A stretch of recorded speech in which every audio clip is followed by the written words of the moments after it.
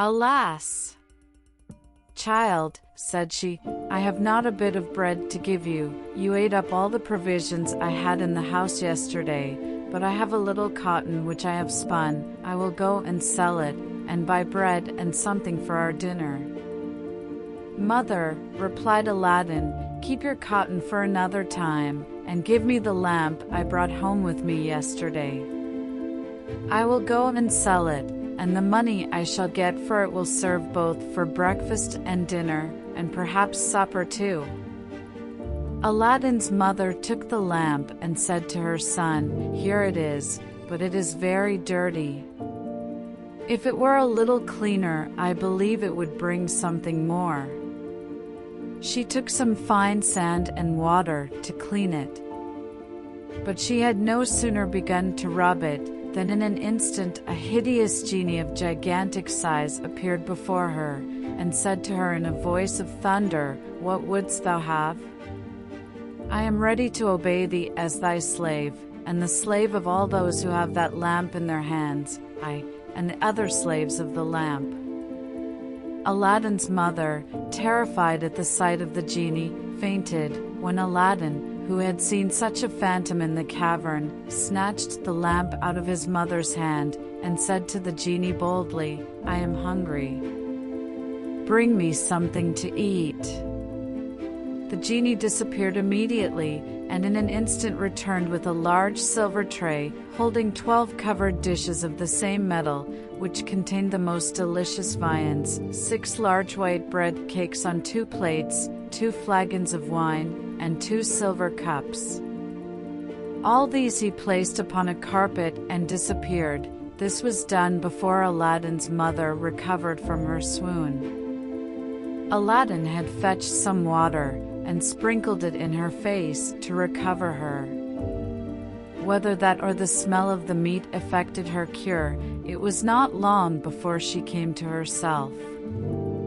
"Mother," said Aladdin, "be not afraid. Get up and eat. Here is what will put you in heart, and at the same time satisfy my extreme hunger." His mother was much surprised to see the great tray, 12 dishes, 6 loaves, the 2 flagons and cups, and to smell the savory odor which exhaled from the dishes. "Child," said she, "to whom are we obliged for this great plenty and liberality? Has the Sultan been made acquainted with our poverty and had compassion on us?" "It is no matter, mother," said Aladdin. "Let us sit down and eat, for you have almost as much need of a good breakfast as I myself. When we have done, I will tell you." Accordingly, both mother and son sat down and ate with the better relish as the table was so well furnished. But all the time Aladdin's mother could not forbear looking at and admiring the tray and dishes, though she could not judge whether they were silver or any other metal, and the novelty more than the value attracted her attention. The mother and son sat at breakfast till it was dinner time, and then they thought it would be best to put the 2 meals together. Yet, after this they found they should have enough left for supper, and 2 meals for the next day. When Aladdin's mother had taken away and set by what was left, she went and sat down by her son on the sofa, saying, "I expect now that you will satisfy my impatience, and tell me exactly what passed between the genie and you while I was in a swoon." He readily complied with her request. She was in as great amazement at what her son told her as at the appearance of the genie, and said to him, "But, son, what have we to do with genies? I never heard that any of my acquaintance had ever seen one. How came that vile genie to address himself to me, and not to you, to whom he had appeared before in the cave?" "Mother," answered Aladdin, "the genie you saw is not the one who appeared to me. If you remember, he that I first saw called himself the slave of the ring on my finger, and this you saw called himself the slave of the lamp you had in your hand, but I believe you did not hear him, for I think you fainted as soon as he began to speak." "What?" cried the mother. "Was your lamp then the occasion of that cursed genie's addressing himself to me rather than to you?" "Ah, my son, take it out of my sight, and put it where you please. I had rather you would sell it than run the hazard of being frightened to death again by touching it, and if you would take my advice, you would part also with the ring, and not have anything to do with genies, who, as our prophet has told us, are only devils." "With your leave, mother," replied Aladdin, "I shall now take care how I sell a lamp which may be so serviceable both to you and me." That false and wicked magician would not have undertaken so long a journey to secure this wonderful lamp if he had not known its value to exceed that of gold and silver. And since we have honestly come by it, let us make a profitable use of it, without making any great show and exciting the envy and jealousy of our neighbors. However, since the genies frighten you so much, I will take it out of your sight, and put it where I may find it when I want it. The ring I cannot resolve to part with, for without that you had never seen me again, and though I am alive now, perhaps, if it were gone, I might not be so some moments hence. Therefore, I hope you will give me leave to keep it, and to wear it always on my finger." Aladdin's mother replied that he might do what he pleased. For her part, she would have nothing to do with genies, and never say anything more about them. By the next night they had eaten all the provisions the genie had brought, and the next day Aladdin, who could not bear the thought of hunger, putting one of the silver dishes under his vest, went out early to sell it. Addressing himself to a Jew whom he met in the streets, he took him aside, and pulling out the plate, asked him if he would buy it. The cunning Jew took the dish, examined it, and as soon as he found that it was good silver, asked Aladdin at how much he valued it. Aladdin, who had never been used to such traffic, told him he would trust to his judgment and honor. The Jew was somewhat confounded at this plain dealing, and doubting whether Aladdin understood the material or the full value of what he offered to sell, took a piece of gold out of his purse and gave it him, though it was but the 60th part of the worth of the plate. Aladdin, taking the money very eagerly, retired with so much haste that the Jew, not content with the exorbitancy of his profit, was vexed he had not penetrated into his ignorance, and was going to run after him, to endeavor to get some change out of the piece of gold. But the boy ran so fast, and had got so far, that it would have been impossible to overtake him. Before Aladdin went home, he called at a baker's, bought some cakes of bread, changed his money, and on his return gave the rest to his mother, who went and purchased provisions enough to last them some time. After this manner they lived, until Aladdin had sold the 12 dishes singly, as necessity pressed, to the Jew, for the same money, who, after the first time, durst not offer him less, for fear of losing so good a bargain. When he had sold the last dish, he had recourse to the tray, which weighed 10 times as much as the dishes, and would have carried it to his old purchaser, but that it was too large and cumbersome, therefore he was obliged to bring him home with him to his mother's, where, after the Jew had examined the weight of the tray, he laid down 10 pieces of gold, with which Aladdin was very well satisfied. When all the money was spent, Aladdin had recourse again to the lamp. He took it in his hands, looked for the part where his mother had rubbed it with the sand, and rubbed it also. The genie immediately appeared, and said, "What wouldst thou have?" "I am ready to obey thee as thy slave, and the slave of all those who have that lamp in their hands, I, and the other slaves of the lamp." "I am hungry," said Aladdin. "Bring me something to eat." The genie disappeared, and presently returned with a tray holding the same number of covered dishes as before, set it down, and vanished. As soon as Aladdin found that their provisions were again expended, he took one of the dishes and went to look for his Jew chapman. But as he was passing by a goldsmith's shop, the goldsmith, perceiving him, called to him and said, "My lad, I imagine that you have something to sell to the Jew, whom I often see you visit. Perhaps you do not know that he is the greatest rogue even among the Jews. I will give you the full worth of what you have to sell, or I will direct you to other merchants who will not cheat you." This offer induced Aladdin to pull his plate from under his vest and show it to the goldsmith. At first sight, he perceived that it was made of the finest silver and asked if he had sold such as that to the Jew. When Aladdin told him he had sold him 12 such, for a piece of gold each, "What a villain!" cried the goldsmith. "But," added he, "my son, what is past cannot be recalled.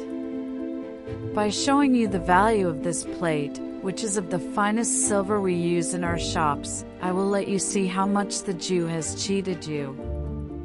The goldsmith took a pair of scales, weighed the dish, and assured him that his plate would fetch, by weight, 60 pieces of gold, which he offered to pay down immediately. Aladdin thanked him for his fair dealing, and never after went to any other person. Though Aladdin and his mother had an inexhaustible treasure in their lamp, and might have had whatever they wished for, yet they lived with the same frugality as before, and it may easily be supposed that the money for which Aladdin had sold the dishes and tray was sufficient to maintain them some time. During this interval, Aladdin frequented the shops of the principal merchants, where they sold cloth of gold and silver, linens, silk stuffs, and jewelry, and, oftentimes joining in their conversation, acquired a knowledge of the world and a desire to improve himself. By his acquaintance among the jewelers, he came to know that the fruits which he had gathered when he took the lamp were, instead of colored glass, stones of inestimable value, but he had the prudence not to mention this to anyone, not even to his mother. One day as Aladdin was walking about the town, he heard an order proclaimed, commanding the people to shut up their shops and houses, and keep within doors, while the Princess Badr al-Badr, the Sultan's daughter, went to the bath and returned. This proclamation inspired Aladdin with eager desire to see the princess's face, which he determined to gratify by placing himself behind the door of the bath, so that he could not fail to see her face. Aladdin had not long concealed himself before the princess came. She was attended by a great crowd of ladies, slaves, and mutes, who walked on each side and behind her. When she came within 3 or 4 paces of the door of the bath, she took off her veil and gave Aladdin an opportunity of a full view of her face. The princess was a noted beauty. Her eyes were large, lively, and sparkling, her smile bewitching, her nose faultless, her mouth small, her lips vermilion. It is not therefore surprising that Aladdin, who had never before seen such a blaze of charms, was dazzled and enchanted. After the princess had passed by and entered the bath, Aladdin quitted his hiding place and went home. His mother perceived him to be more thoughtful and melancholy than usual, and asked what had happened to make him so, or if he were ill. He then told his mother all his adventure, and concluded by declaring, "I love the princess more than I can express, and am resolved that I will ask her in marriage of the Sultan." Aladdin's mother listened with surprise to what her son told her. When he talked of asking the princess in marriage, she laughed aloud. "Alas! Child," said she, "what are you thinking of? You must be mad to talk thus. "I assure you, mother," replied Aladdin, "that I am not mad, but in my right senses. I foresaw that you would reproach me with folly and extravagance, but I must tell you once more that I am resolved to demand the princess of the Sultan in marriage, nor do I despair of success. I have the slaves of the lamp and of the ring to help me, and you know how powerful their aid is. And I have another secret to tell you. Those pieces of glass, which I got from the trees in the garden of the subterranean palace, are jewels of inestimable value, and fit for the greatest monarchs. All the precious stones the jewelers have in Baghdad are not to be compared to mine for size or beauty, and I am sure that the offer of them will secure the favor of the Sultan. You have a large porcelain dish fit to hold them. Fetch it, and let us see how they will look when we have arranged them according to their different colors." Aladdin's mother brought the china dish. Then he took the jewels out of the 2 purses in which he had kept them, and placed them in order, according to his fancy. But the brightness and luster they emitted in the daytime, and the variety of the colors, so dazzled the eyes both of mother and son that they were astonished beyond measure. Aladdin's mother, emboldened by the sight of these rich jewels, and fearful lest her son should be guilty of greater extravagance, complied with his request, and promised to go early the next morning to the palace of the Sultan. Aladdin rose before daybreak, awakened his mother, pressing her to go to the Sultan's palace and to get admittance, if possible, before the Grand Vizier. The other viziers, and the great officers of state went in to take their seats in the divan, where the Sultan always attended in person. Aladdin's mother took the china dish, in which they had put the jewels the day before, wrapped it in 2 fine napkins, and set forward for the Sultan's palace. When she came to the gates, the Grand Vizier, the other viziers, and most distinguished lords of the court were just gone in, but notwithstanding the crowd of people was great, she got into the divan, a spacious hall, the entrance into which was very magnificent. She placed herself just before the Sultan, and the Grand Vizier, and the great lords, who sat in council on his right and left hand. Several causes were called, according to their order, pleaded and adjudged, until the time the divan generally broke up, when the Sultan, rising, returned to his apartment, attended by the Grand Vizier. The other viziers and ministers of state then retired, as also did all those whose business had called them thither. Aladdin's mother, seeing the Sultan retire, and all the people depart, judged rightly that he would not sit again that day, and resolved to go home. On her arrival she said, with much simplicity, "Son, I have seen the Sultan, and am very well persuaded he has seen me, too, for I placed myself just before him. But he was so much taken up with those who attended on all sides of him that I pitied him, and wondered at his patience. At last I believe he was heartily tired, for he rose up suddenly, and would not hear a great many who were ready prepared to speak to him, but went away, at which I was well pleased, for indeed I began to lose all patience, and was extremely fatigued with staying so long. But there is no harm done. I will go again tomorrow. Perhaps the Sultan may not be so busy." The next morning she repaired to the Sultan's palace with the present as early as the day before, but when she came there, she found the gates of the divan shut. She went 6 times afterward on the days appointed, placed herself always directly before the Sultan, but with as little success as the first morning. On the 6th day, however, after the divan was broken up, when the Sultan returned to his own apartment, he said to his Grand Vizier, "I have for some time observed a certain woman, who attends constantly every day that I give audience, with something wrapped up in a napkin. She always stands up from the beginning to the breaking up of the audience, and affects to place herself just before me. If this woman comes to our next audience, do not fail to call her, that I may hear what she has to say." The Grand Vizier made answer by lowering his hand, and then lifting it up above his head, signifying his willingness to lose it if he failed. On the next audience day, when Aladdin's mother went to the divan and placed herself in front of the Sultan as usual, the Grand Vizier immediately called the chief of the mace bearers, and pointing to her bade him bring her before the Sultan. The old woman at once followed the mace bearer, and when she reached the Sultan, bowed her head down to the carpet which covered the platform of the throne, and remained in that posture until he bade her rise. She had no sooner done so than he said to her, "Good woman, I have observed you to stand many days from the beginning to the rising of the divan. What business brings you here?" At these words, Aladdin's mother prostrated herself a second time, and when she arose, said, "Monarch of monarchs, I beg of you to pardon the boldness of my petition, and to assure me of your pardon and forgiveness." "Well," replied the Sultan, "I will forgive you, be it what it may, and no hurt shall come to you.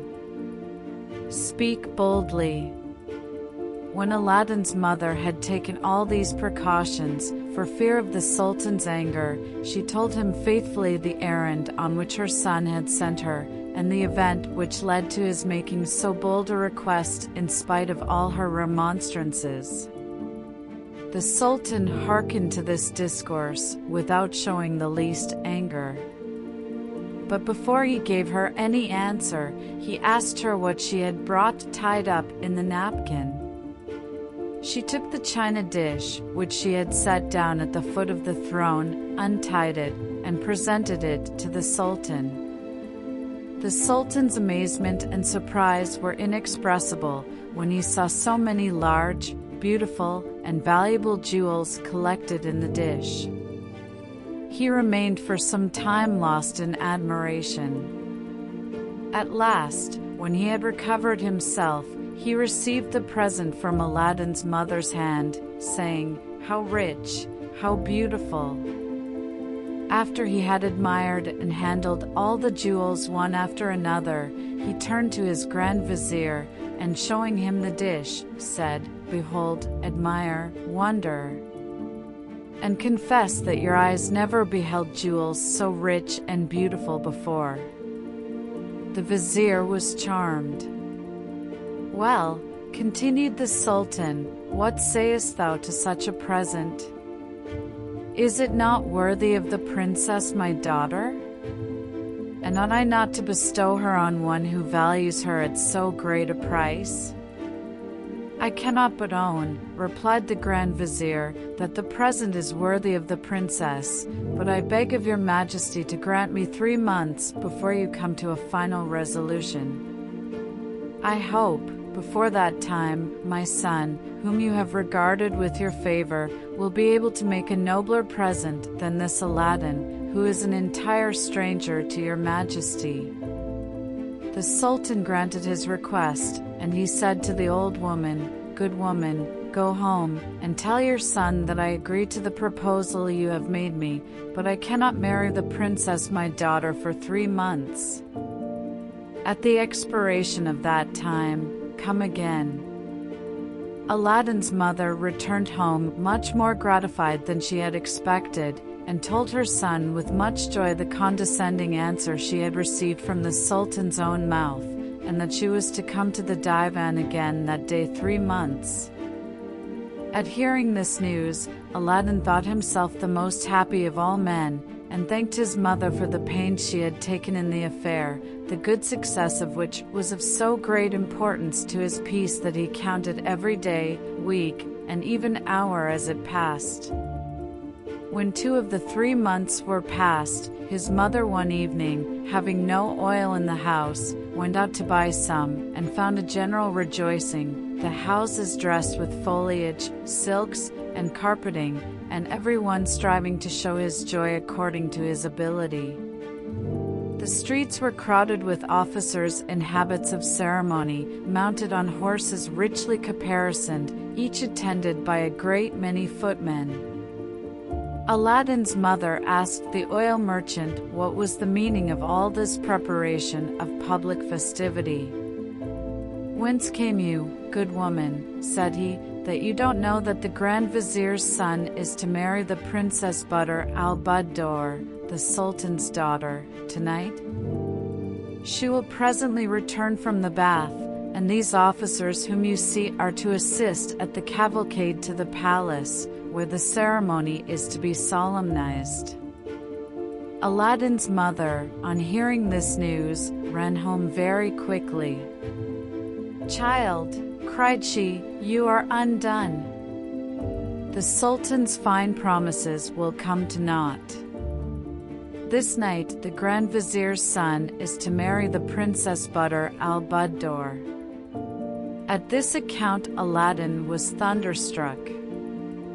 He bethought himself of the lamp, and of the genie who had promised to obey him, and without indulging in idle words against the Sultan, the Vizier, or his son, he determined, if possible, to prevent the marriage. When Aladdin had got into his chamber, he took the lamp, and rubbing it in the same place as before, immediately the genie appeared, and said to him, "What wouldst thou have?" "I am ready to obey thee as thy slave, I, and the other slaves of the lamp." "Hear me," said Aladdin. "Thou hast hitherto obeyed me, but now I am about to impose on thee a harder task. The Sultan's daughter, who has promised me as my bride, is this night married to the son of the Grand Vizier.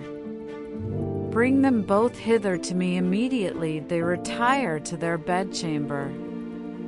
"Master," replied the genie, "I obey you."